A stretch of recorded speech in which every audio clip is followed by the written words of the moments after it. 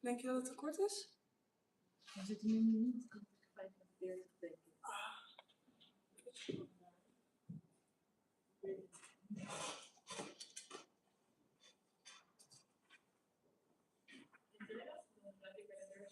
Ja. Hij is gewoon open. Is het open?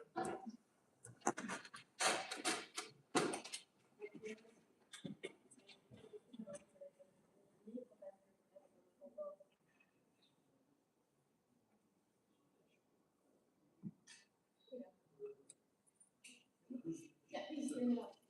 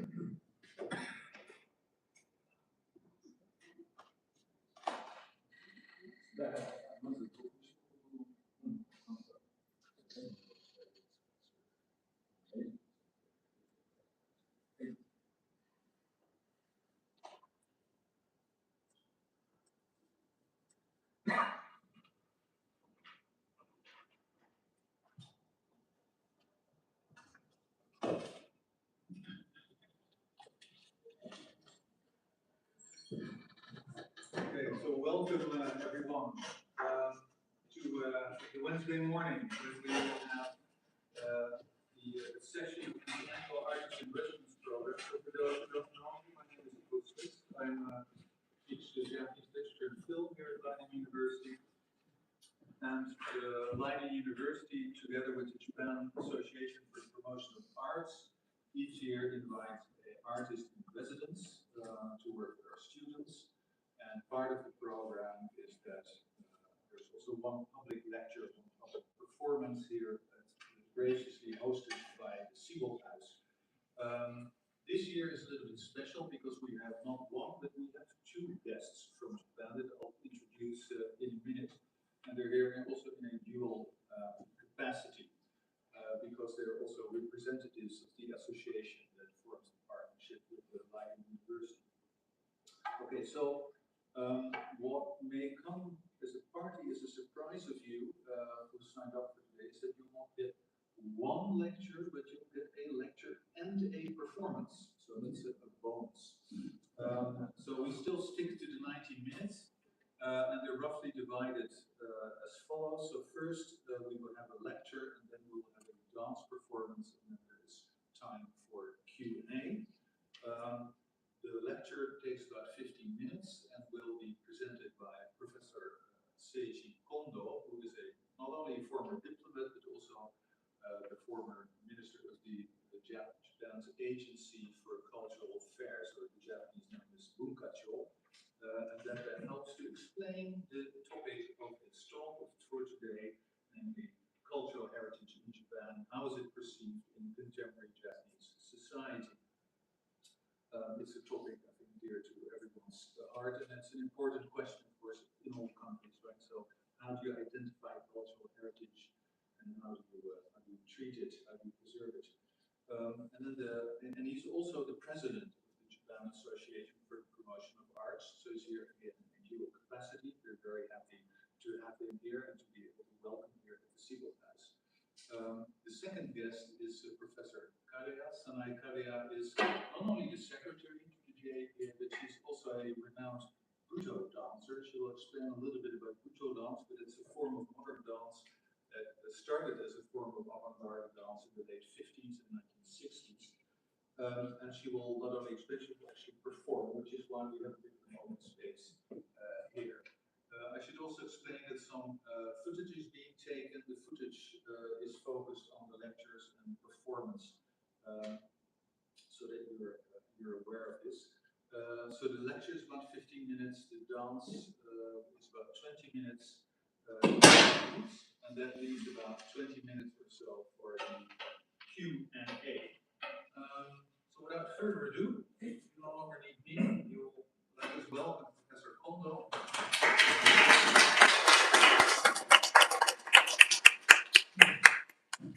Good morning, everyone. Thank you for the introduction. Yes.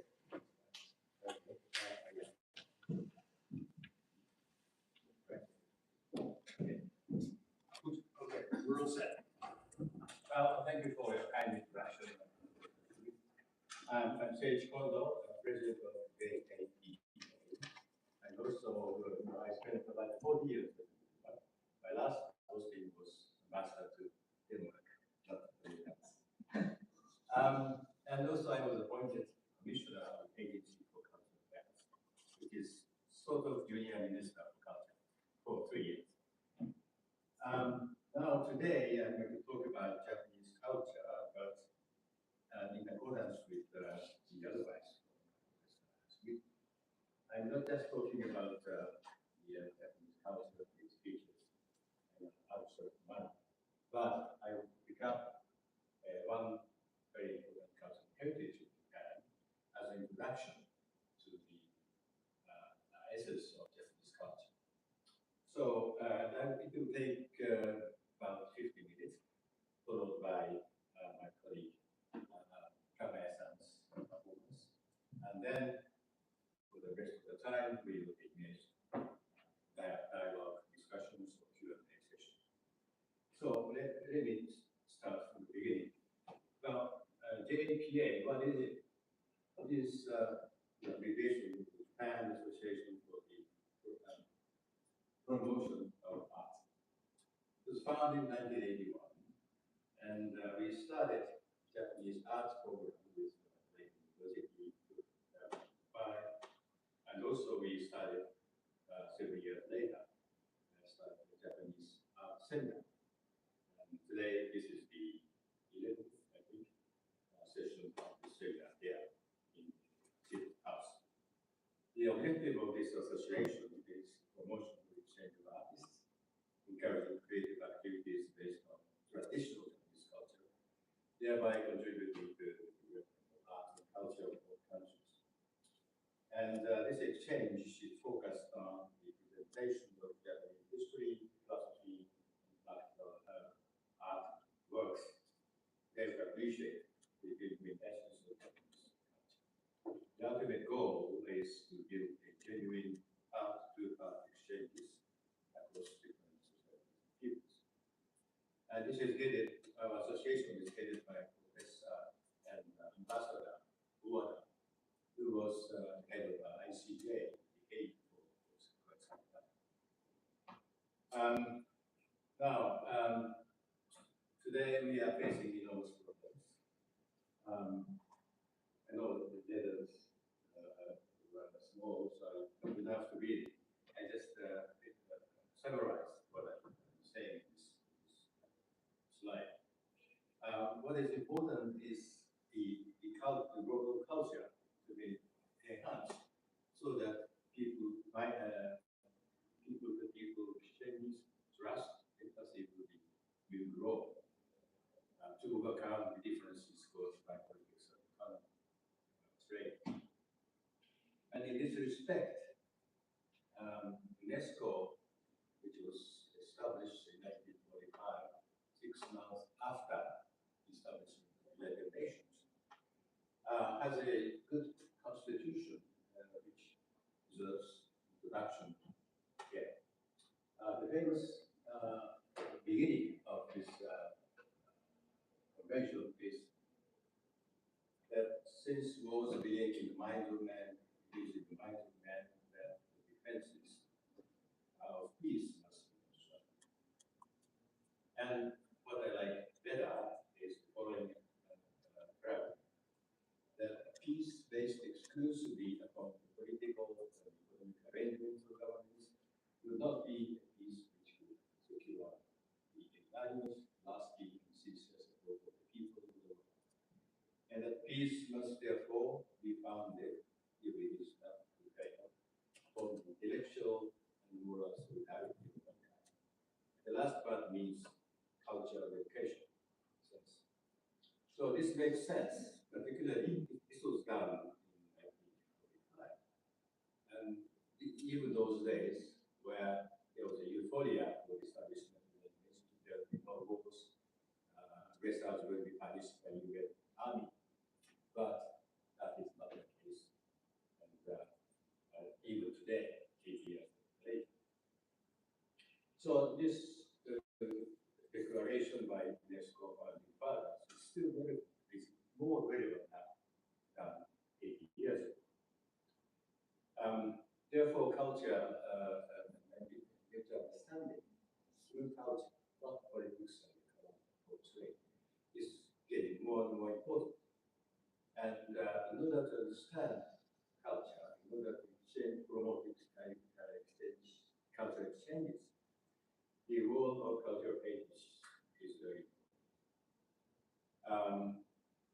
So the major sort of roles and functions of cultural heritage includes creation and preservation of local people's culture based on cosmic views such as view of life and death, sense of aesthetics and regard to revision of historical experiences.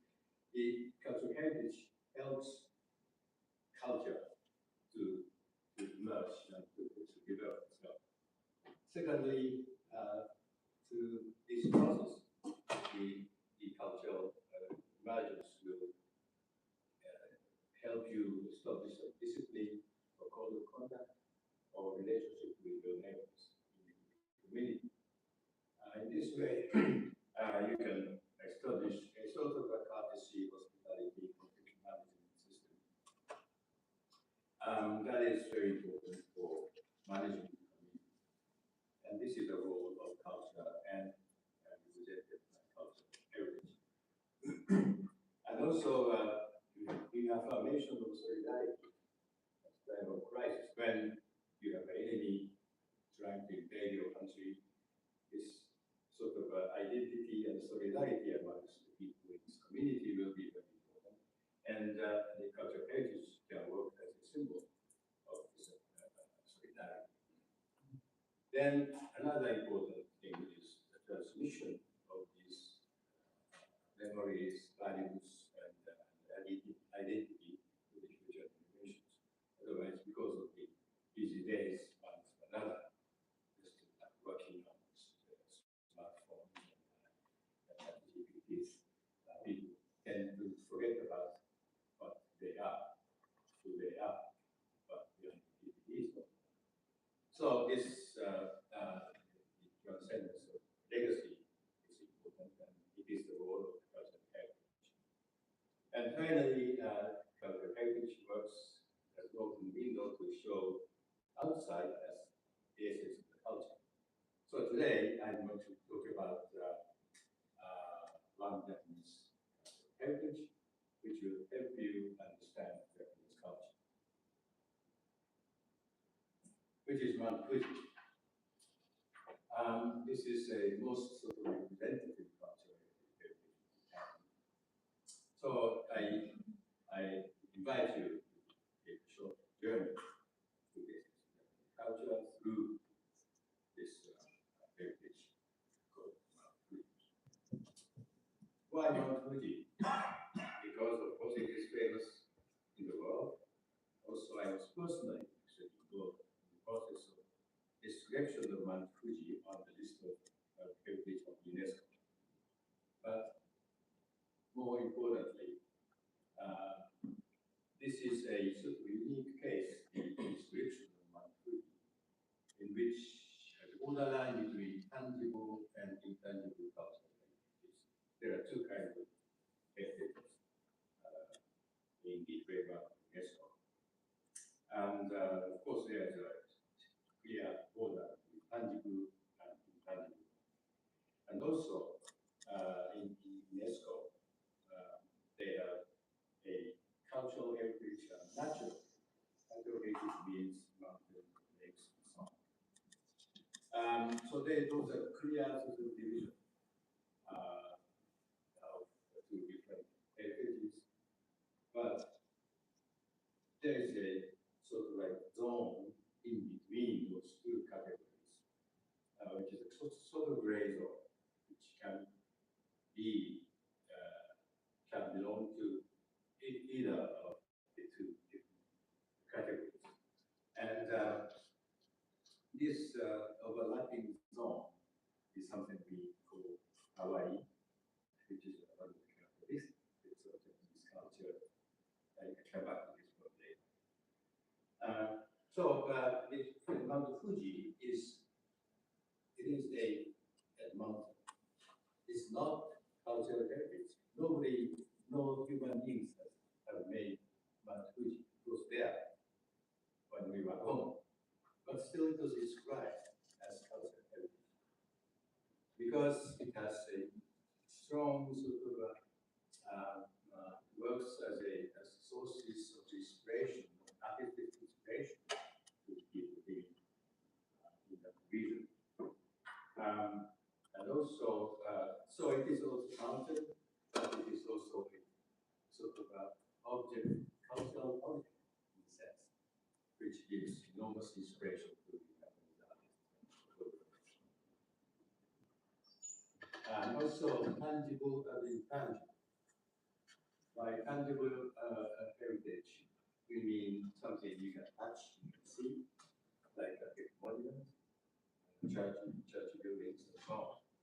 And by intangible heritage, we mean performing arts, haiku, poems, which you cannot touch. You know, something is there, but you cannot touch it, you cannot see. You can touch the dancer, but dancer is not a heritage. The performance itself, the body movement, is the heritage. So heritage itself is not visible. That's why performing arts belong to intangible.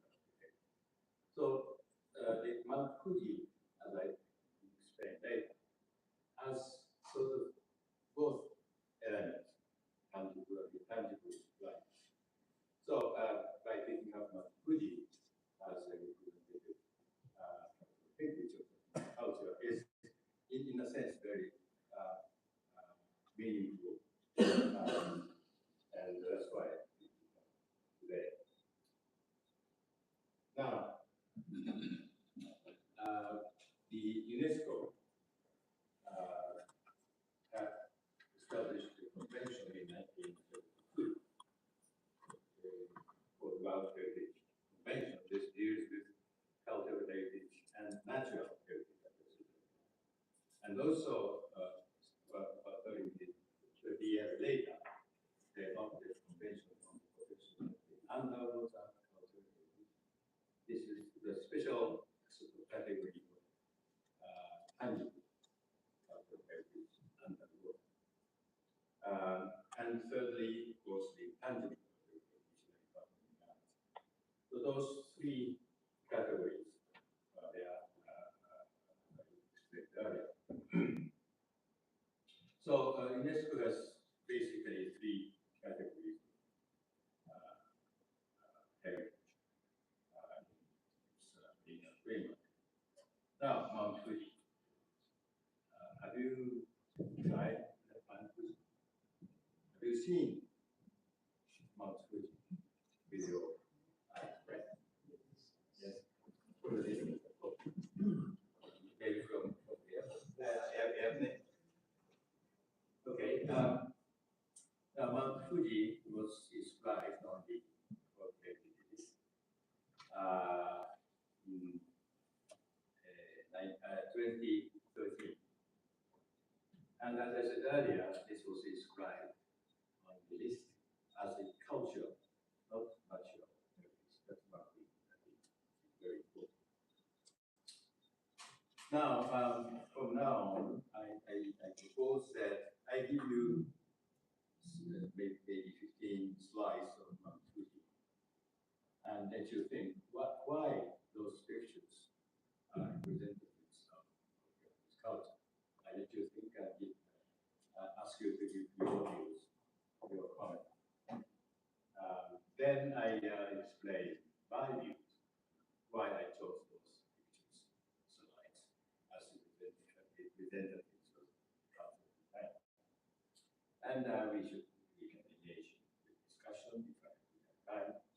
And then after this, Ms. Kagaya will be performing Butoh, which is very interesting performing art, which is a good example of one of the Japanese intangible. Okay, I'll keep showing you some pictures.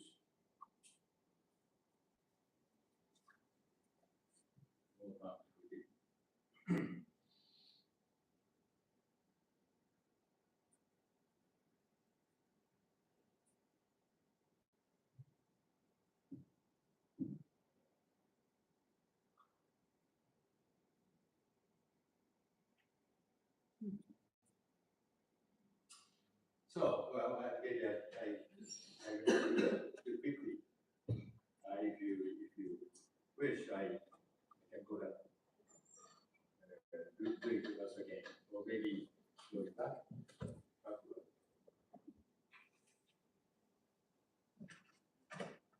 These are all real pictures of one.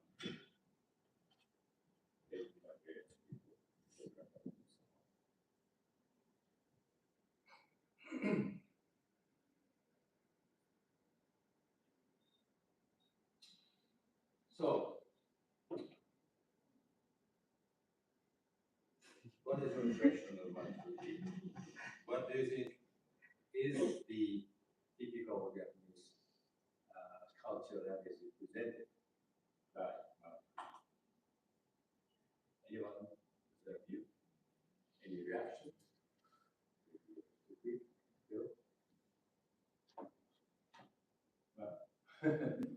Different Yes, values. yes, go ahead. I think maybe the perfection of the shape of the Perfection of the shape of the plant. Okay. Yes. different values. Yeah. From different perspectives. Oh, I see. That's very important because even the same mountain, because of different animals you use, then you mountains differently. And also in different seasons, the shape of the beauty of the mountain is quite different. That is very, very important. Well, let me ask if you have some view. Please. Yes. Perception is also very much related to the natural surroundings. Natural surroundings. It's what you call the difference between natural and material in that sense. I think the pictures you show very much also strong natural pictures at the same time. I don't know whether this is the essence of Japanese culture, but in my perception, Japan is very much related to nature, not especially culture. But that is my lack, and that's my fear. Yeah, thank you. You are quite right. That's what I was going to tell you. Oh, that's right. Importance of nature, the relationship with nature. What is important for all human beings? But for the Japanese, this is very, very special. We feel at one with nature. We don't look at nature independently from nature. There is also the subject of the relationship in most of the cases, including many others. But in our view, people are part of nature. It's like my wife and myself. I am nature, and human beings are only one part. So I don't like the word coexistence or cohabitation between humans and nature, because if one is a part of the other, why do we have to say coexistence? Coexistence means two different things exist together, hand in hand, in proper spirit. So in our view, it is more than that. Human beings are part of it. So the sort of approach to nature is quite different, well, slightly different from that of the ordinary human beings, particularly in Europe and America. Okay, let me some other views. Okay, so in this bit of time, let me go on. Yes, I list a few points. One, the overwhelming aesthetic power. All the beautiful views of Fuji inspired a lot of many artists and painters. And as you know, the focus arts, 6 views, 36 views of Mount Fuji. And this is one of the reasons why UNESCO described Mount Fuji as cultural heritage, saying that it is a source of artistic inspiration. It is a mountain, it is just a material, but it gave enormous inspiration to the artists in focus. That's why Mount Fuji was described as cultural, not natural. So just let me review some of the pictures, prints, KONDO made by focus. Yeah, this is the declaration. Yes. Well, this is a 16th century famous painting done by Butoh. At the top, there's Fuji, and at the bottom, there'll be a pine tree grove, which is an essential part of the whole world heritage of Fuji. And this is by Hiroshige, another famous painter or artist. And there's a series of multi-side works. So these are all focus.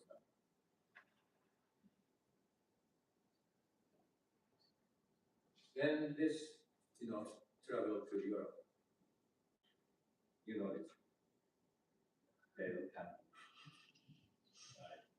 So obviously, he has never been to Japan. He has never seen Mount Fuji, but he saw many ukiyo-e done by focus. So this the inspiration, artistic inspiration coming from Fuji around the region. Now, second thing, after this very sort of dramatic or overwhelming aesthetic power that this gave us, I want to pick up a few more sort of keywords like utsugoi, in English, transience, and the junkan, the recurring cycle. Those are 3 of pictures or ukiyo-e. They show that the Mount Fuji views differ from one to another. I mean, it keeps changing every season and every year, telling us that there is nothing that is permanently fixed. Everything moves, and everything is, in that sense, of transition. Nothing is fixed. At the same time, those things moving gradually, but they are not going straight to the final destination. They just go around and come back like seasons.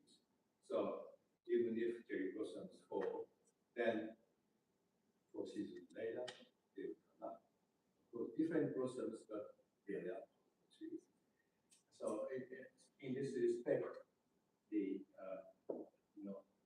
four distinct seasons surrounding Mount Fuji are very clear. So this is something we caught from views of Mount Fuji BC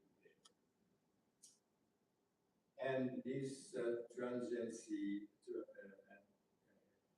and seasonal cycle is reflected in many day-to-day works, houses, road, fashion, and many others. I think an example is Bashoku.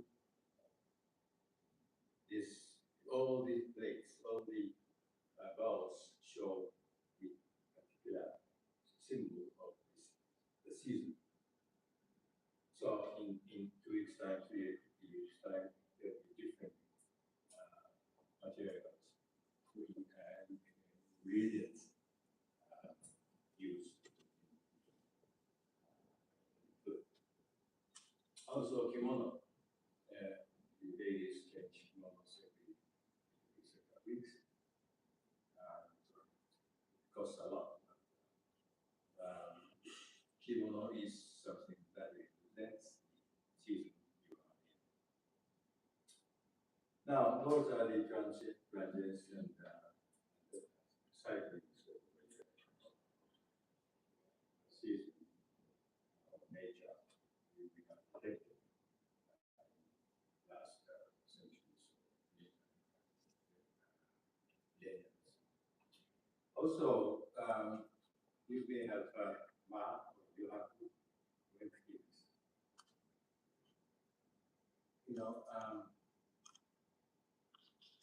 This is the typical view of Fuji. But this is a picture of Mount Fuji I took 4 days ago on the way from Tokyo to Kyoto. I always take seat D, which faces the side of where you can see Mount Fuji. So this is the one I took. But 10 minutes later, Fuji has gone. So that means Fuji-san is no more there. Mount Fuji is no more there. But still, Mount Fuji is there.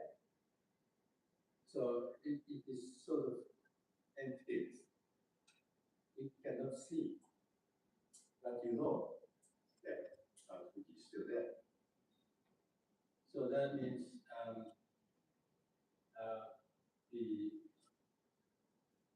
we are unable to see Mount Fuji because of the flow of time. Only 10 minutes later, I just couldn't see Mount Fuji.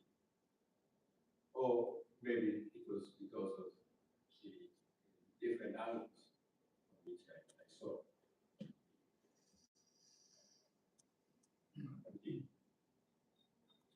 So this tells us that even if we don't see anything, we see only emptiness, still there is something in there. Just with our visible ability is not able to catch it.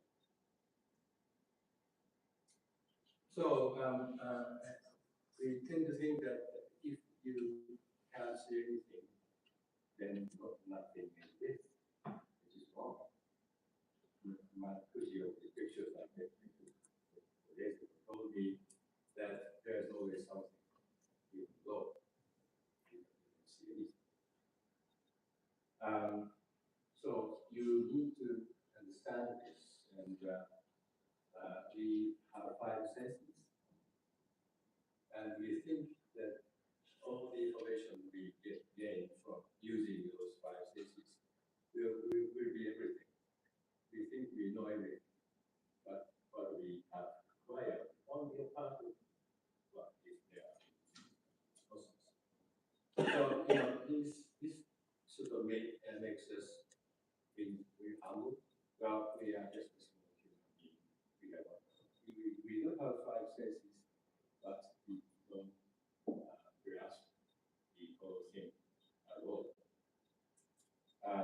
that makes us very modest and self-reflective. I don't see anything but how I right. Maybe there's something there. It is simply because I can't see.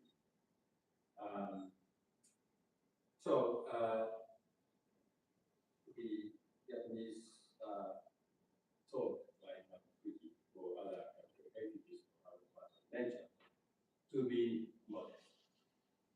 That's the lesson we have taken from Fuji. And also this will lead to the appreciation of small things or silence. Ma and Yohaku, so that the same thing. Ma means the nothingness in screen. Yohaku is no sound. So even if you don't see something, you don't hear anything, still there must be something. And that means that gives you very important information. So one of the Japanese composers of classical music, Butoh, he composed one piece of music, a small sort of symphony, which starts with silence. So at the beginning, the orchestra in Paris, all the members were just relaxed because still time to play. But the Japanese conductor said, we have started the music, so you play the silence. That's the message. And after several practices, then the members learn that Japanese play the silence. So this is one of the examples that even if you can't see anything, you don't hear anything, still that is not nothing. That is something people can be very people.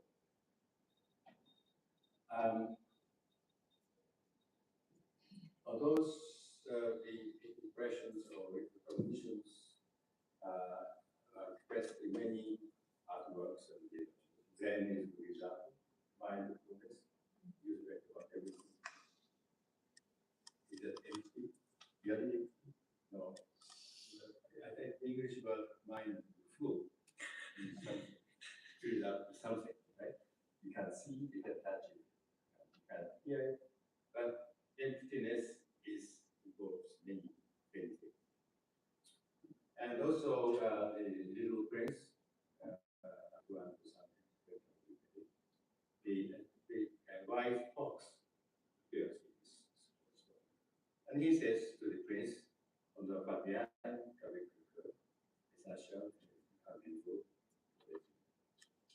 what is important? What is important is equal. So this is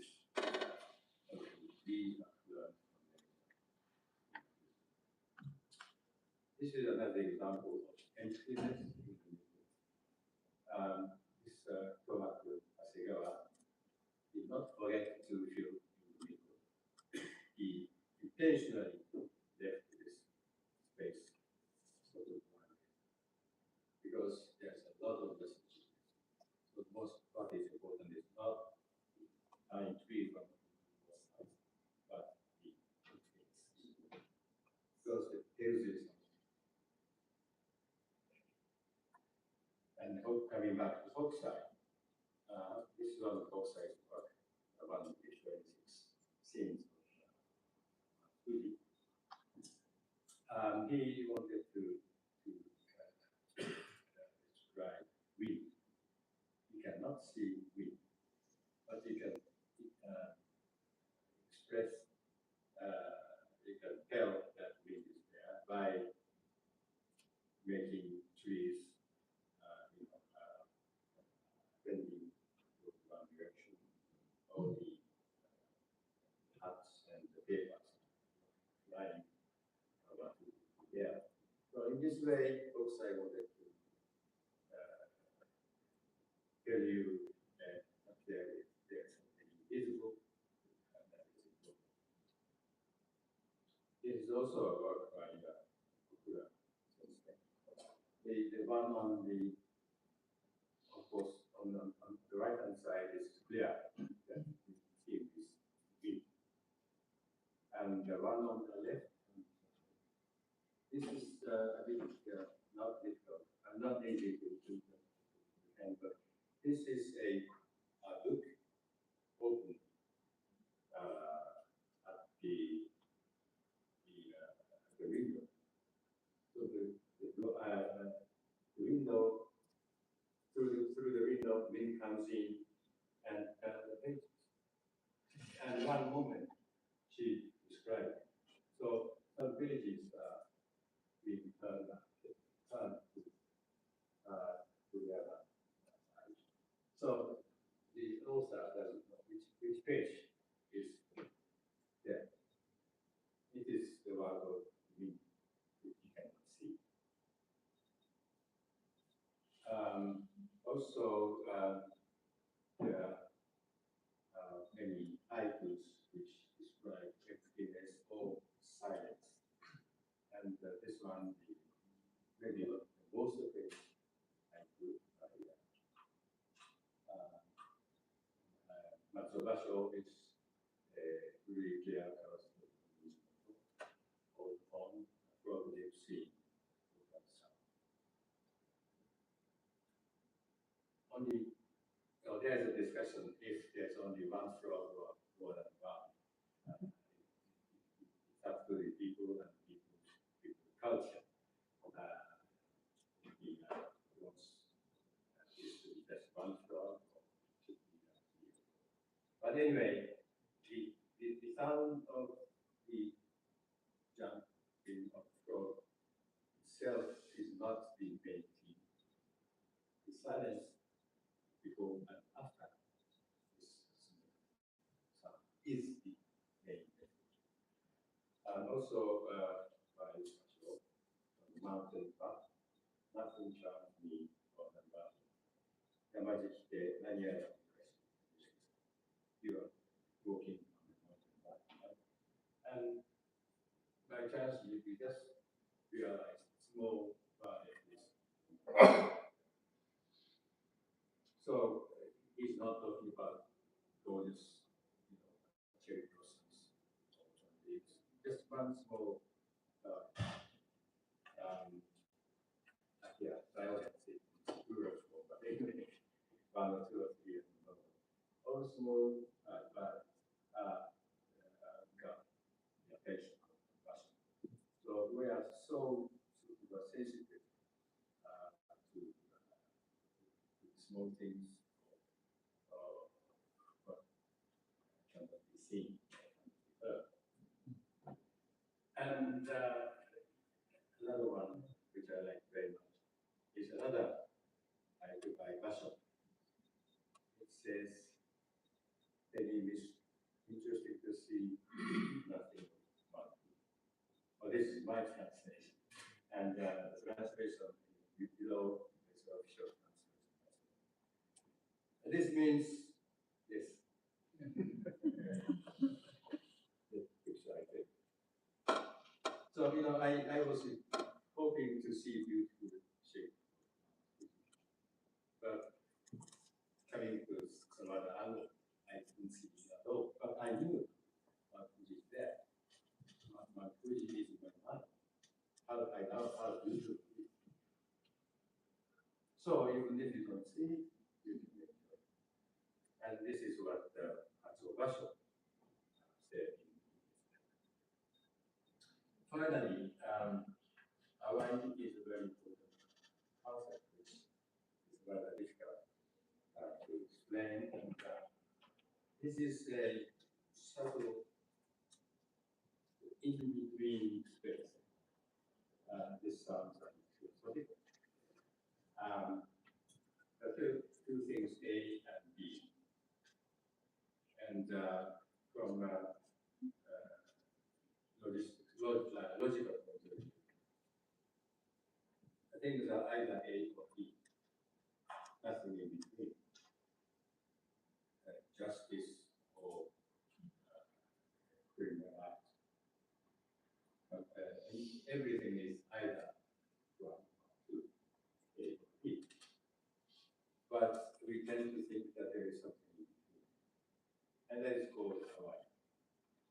And that is emphasizes continuum, transition, and mutual dissonance that occur in the individual.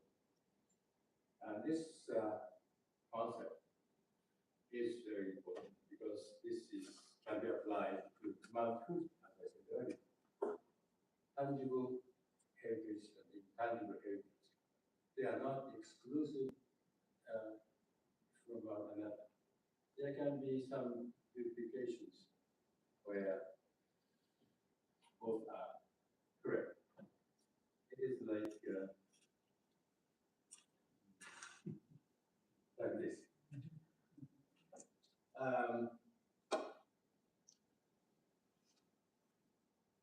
Tangible heritage in blue, intangible heritage in pink. And both are totally different things. But in fact, there's a duplication in purple. And Manchukuji is located in blue. This is something we call alike. It is not always A or E. There is something else in between, or something both sides duplicate themselves. So this is a very sort of traditional way of looking at things. And it is not easy to explain to non-Japanese people. And because these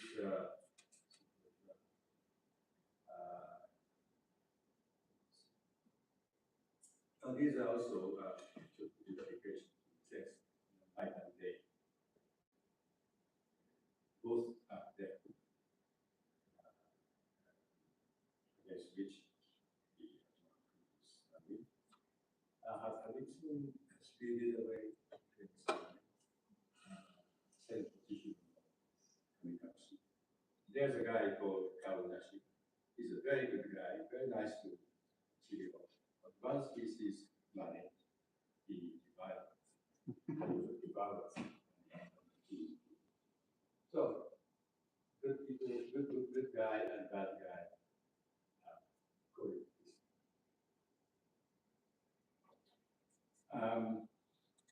Yes, okay, I have to. And this is also interesting thing to say. This is what we call in-house corridor. This is a part of the house, but it is a part of the garden. So there is no clear demarcation line. There is some zone which belongs to either of the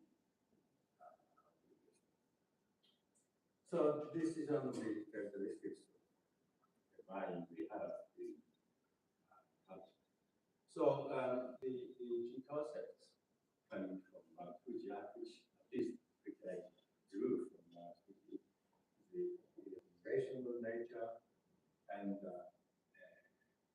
Utsuroi, transit, Junka, certain cycle, and Ma and development experience, or silence, and our So these are some characteristics of the culture, and Fuji can tell us that those things are. It may some of them may sound strange to you, but it is we have traditional for centuries or so. Then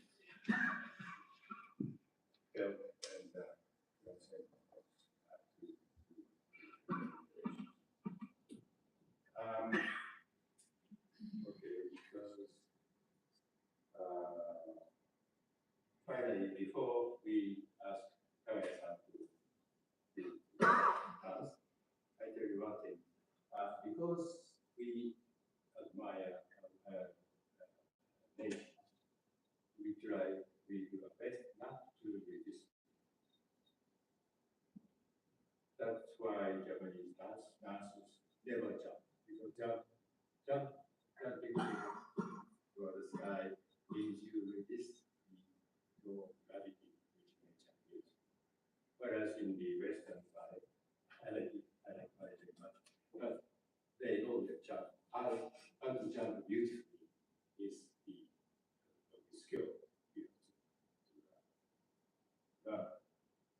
So this is typical example of the difference. How differently we see the gravity, which is part of nature.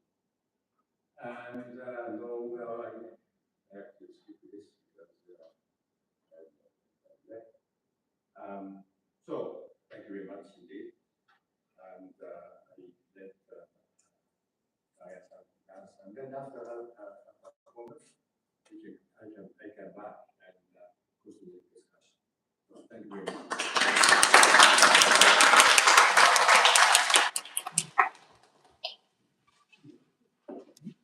So thank you very much, Professor Butoh, for this talk. Again, please keep your questions until after the dance. I forgot to mention you will have seen 2 sheets of paper. Perhaps you're sitting on it at the moment. There's a possibility. So one sheet is an explanation on the aims of the Japan Association for Promotion of Arts. The other one is a questionnaire, and we hope that you will be willing to fill that out. That's very useful for future activities. And after you fill it out, you can simply leave it on the chair. So as I said earlier, KAGAYA Sanae, she's not only the secretary of the JAPA, but she's also a renowned Butoh dancer, part of an important Butoh group. So she will perform it first. She will have a few words of introduction. I'm Sanae KAGAYA, chairman. Japanese art program and seminar. これをライデン大学と日本スミス先生の並々ならぬ努力、ご尽力とご一緒にお仕事させていただいています。Right. So as she was explaining, that she belongs to the secretary to the Japan Association for Promotion of Arts, and that we've been working together. So that's the JAPA and the University of Leiden, and we worked together for a long time to establish the program of which this is part. 今回は近藤誠一会長とご一緒に参りました。And this time she is come here on behalf of JAPA together with Professor KONDO, who is explained earlier. At the moment is the president of the Japan Association for the Promotion of Arts.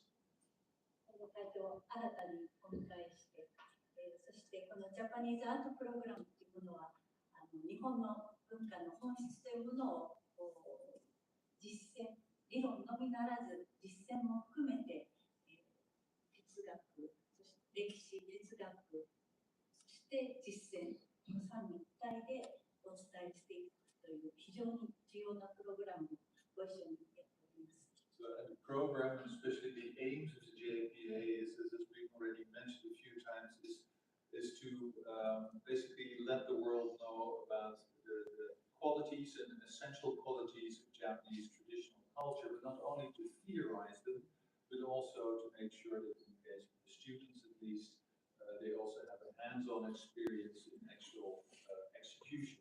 So that it's not only the theory, but it's also the practice of what the different various arts can mean. 先ほど近藤会長からもすでにお話がございましたけれども、小和田久名誉会長の発案と強い信念のもと、このプログラムというものを当初はウィリアム・バンフリーク先生とご一緒に共同いたしました。スミス先生とご一緒にいたしました。So the start of JAPA is very much also the initiative of Professor Owada, who Professor KONDO mentioned, was also for a long time the president of the International Court of Justice here in The Hague, the ICJ, and many years ago, together with Professor Willem van Gulik, some of you may know his name, he was a professor of arts and cultural heritage at Leiden University, started this program. この私ども JAPA は人間の心と心の交流、そういうものをお手伝いする、それを美術、文化、芸術を通じてお手伝いする、そういった志のもとやっております。そしてそれによって、真の国際交流、礎になります。そういう思いでやっております。The hope of JAPA is that through performing arts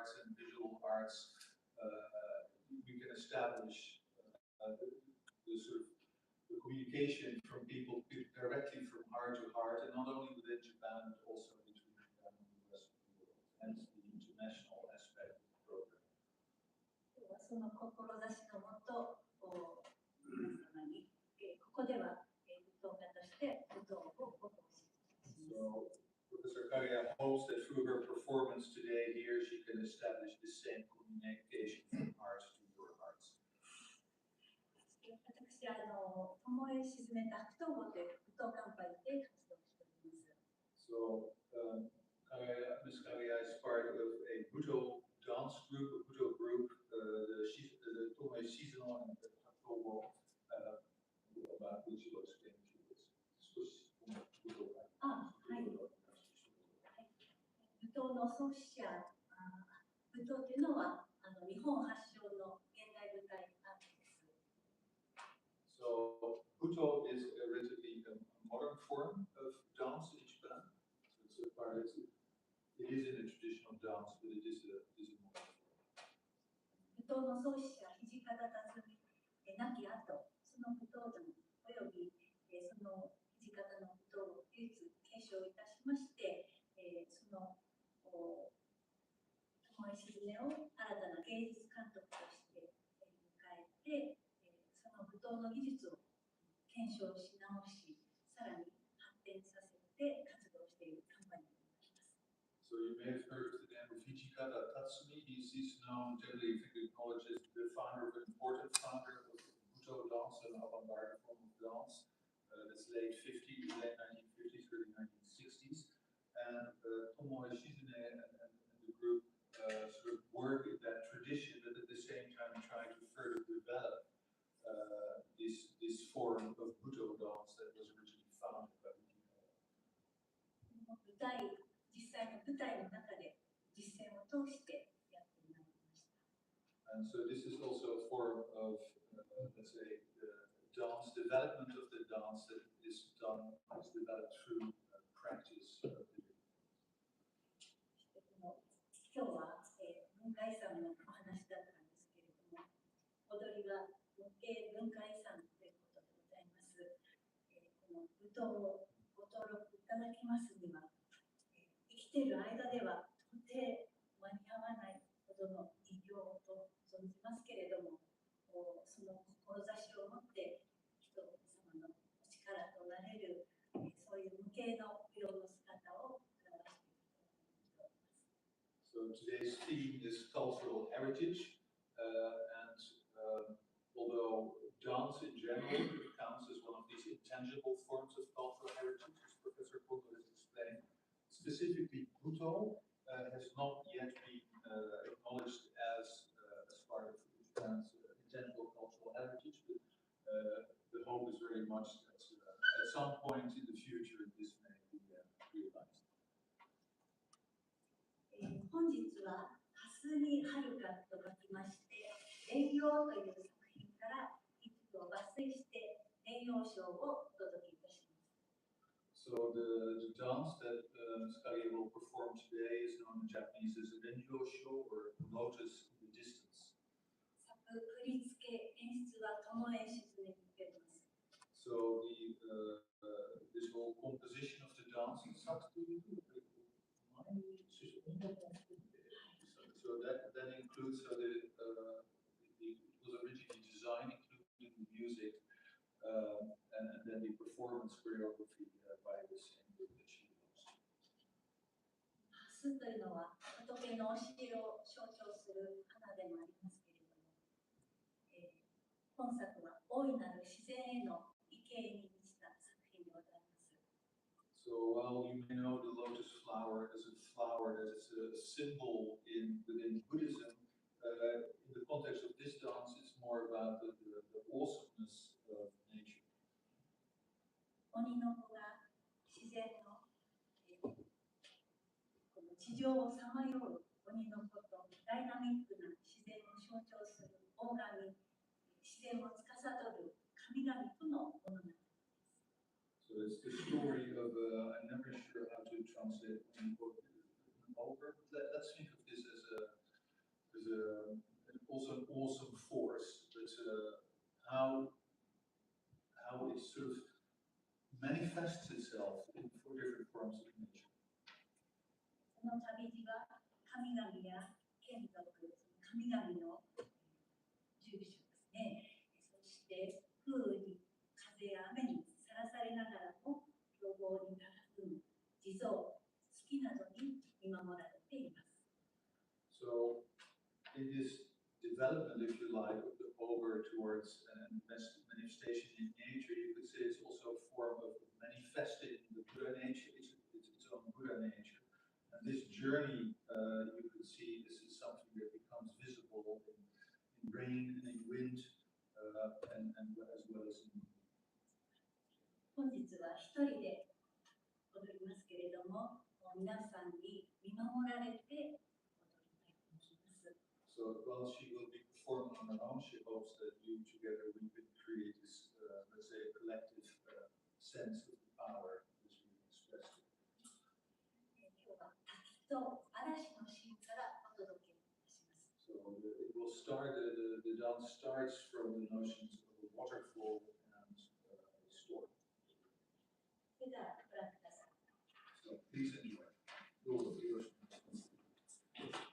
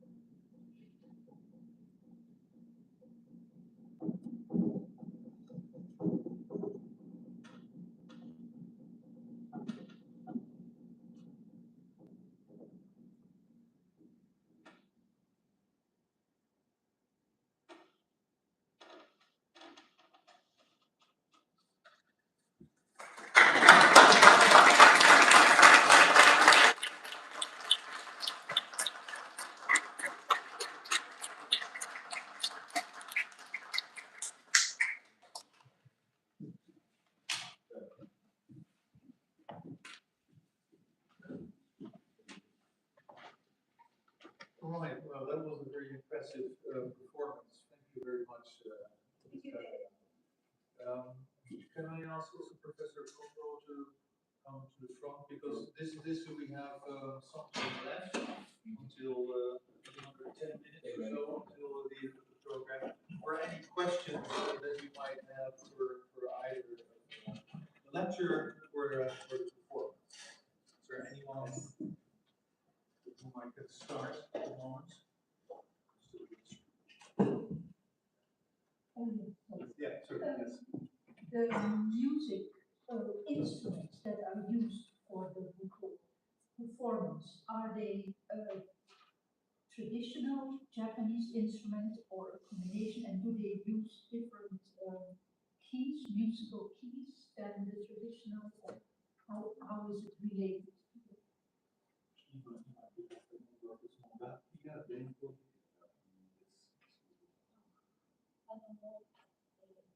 作曲家の友江静香はギタリストです。はい。しかし日本人としてのこのギターというもので、日本の洋楽、資源日本の楽器を非常に取り入れた研究をしております。So the composer of the piece, she was originally trained as a guitarist and trained in Western guitar music, but she has very much encapsulated and internalized traditions of string instruments that are traditional to Japan.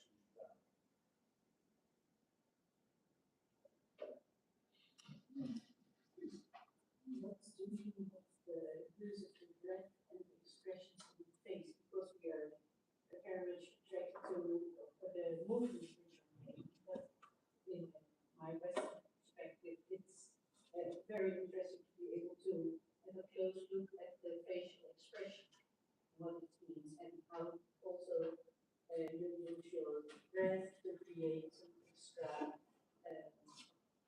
interesting meaning, which is unknown to me, of course. 今の部分は体の動きがありますけれども、特に顔の使い方、口の使い方、また息づくリズムとか、そういう少しだけ解説していただければ。顔の表情が出るっていうのは、そう見えてるのもここなんですけれども、すべて。Okay, so the face is the most visible, of course, but you could say that it's the often most visible expression of movement and energy that flows through the entire body. So it's a culmination in a way. Yeah, exactly. この体はここだけではなく、その空間とここ一体が体であるという。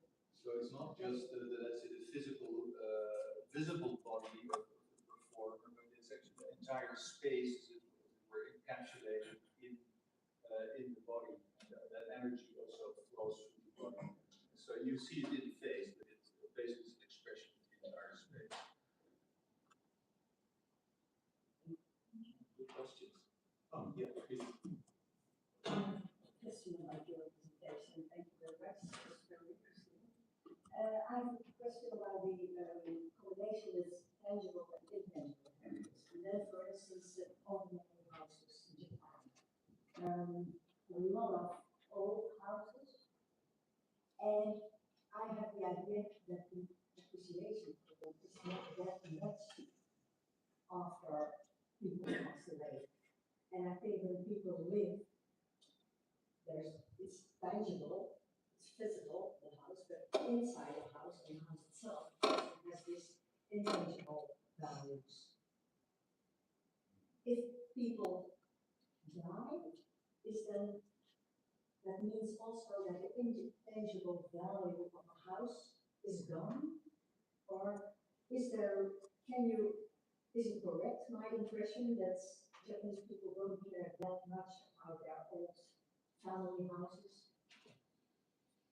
If a house is empty because of the death of the resident, then does this empty house still have value? That's a very good question. An interesting question. But for example, the children of this servants passed away. This is very important. It's full of memory of their parents. You don't see it, you can touch it, but you have special affection to that house. So that house has enormous value. But for those who don't know the people died, then probably it's just a material, just a house, and no special meaning. So it's up to the one context you see this stuff. That means the value of this house is a tangible heritage.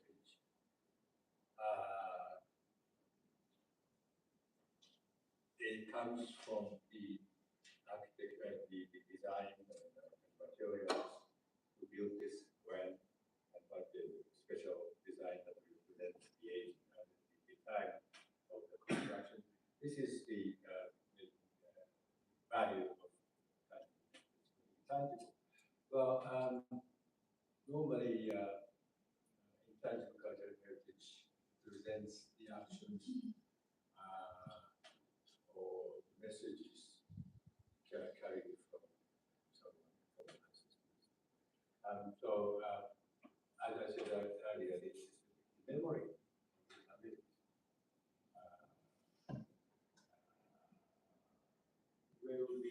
Can be measured as a value, but only limited to those values. So I don't think in this house we call it intangible heritage. No, the house itself, I don't think that's intangible, that the place in the house or how it's used or special locations within the house. But it's for me, if you compare this, for instance, Europe or the Netherlands, the appreciation for all buildings and also is higher than in Japan, as far as I notice. That is because this building represents the visual designs or structures, colors, shape of the roofs that typical in the area, in the time when this was built. So that is a very value, which in many countries is getting more because of the importance given to the efficiency, rationality, speed. So this is something we have to worry about. But the older, I think in Japan too, all the buildings or the areas of the where many historical buildings are really not designated as a that's something we don't talk about very much. There are some areas, those houses or buildings are built. And that is historical value and also the value of the age when this building was built. And by whom? This is also some built by someone famous architect or artist. Then that building recognizes because of this aesthetics, sense of beauty that create attached to this building. It's an interesting question, and I may not have been able to answer very clearly. No, it's not. Thank you so much, for that and very interesting presentation. I have a bit related question. It's more about the young generation of Japanese people, of children, of teenagers, how they approach these, let's say, and what we mentioned about culture, Japanese culture, and I want to have the relationship with nature because I believe maybe wrong. I believe many people live in a city and are not maybe big cities, so it's not that you just specialize in nature. How many big is the young generation? Well, as I said earlier, there are three categories of heritage: tangible, intangible, and also cultural, lifestyle culture. And when it comes to buildings like temple or very big famous tangible historical monuments, buildings, young people still like as a destination of tourism, not necessarily the appreciation of history or its value, cultural value, but still it is important.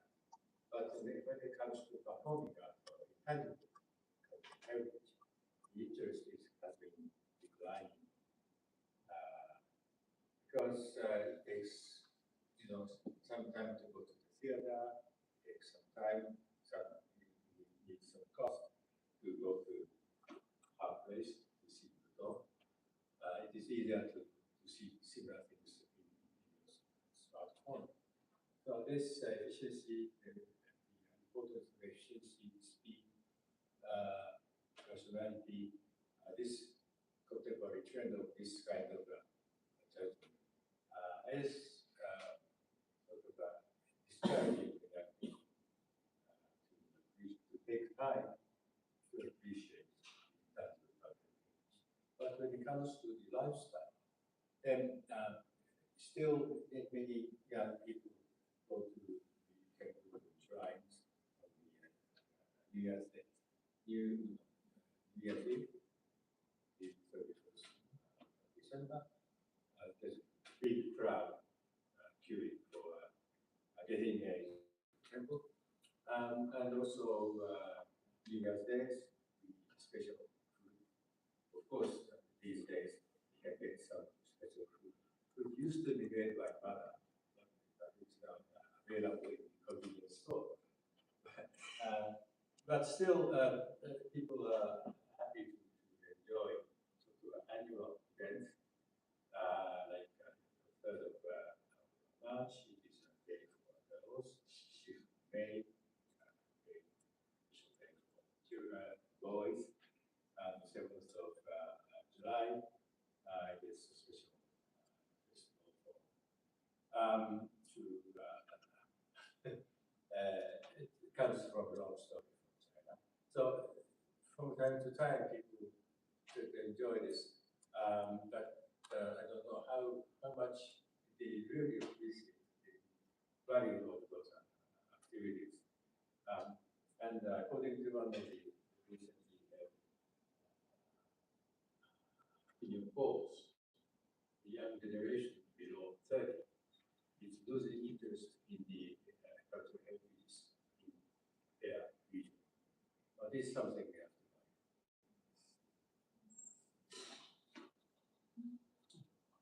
mind. This, I'm afraid, sorry. Very last question. We already see people trying to open the door. Thank you very much, both the lecture and dance. I was interested to know whether the dance is based on a strict or formal choreography or script, or is it more freely based on your own interpretation? 踊りのコレオグラフィーも完全に固く決まっているでしょうか、それとも自分で少しだけ踊りながら動きで変えられるでしょうか。今回の例用は決まってるんですけれども、上演する日のお客様、皆様違いますし、空気も違います、場所も変わっておりますので、その中での感受するものも変わっています。So the answer is a little bit of both. So the choreography, in principle, that's already completely set, that you have to take into account, let's say, the atmosphere of the space, but also concretely the room there is for movement, and that is always different for performance. I think this is a very important aspect of performing art. Performing arts, the artists' performance do feel how the performance is received, what is the reaction, and they change in accordance with what they get from the audience. And so their performance differs from one another every time. Even the same music, same kind of instruments. Still, their performances, but each performance is very unique and independent. So this is different from tangible. And perhaps that's a very nice segue to end this in the sense that you, in fact, also contributed.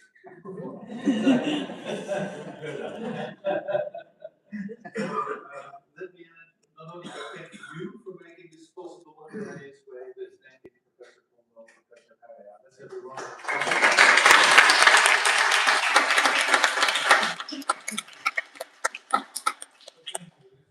Now we can open the door and other visitors.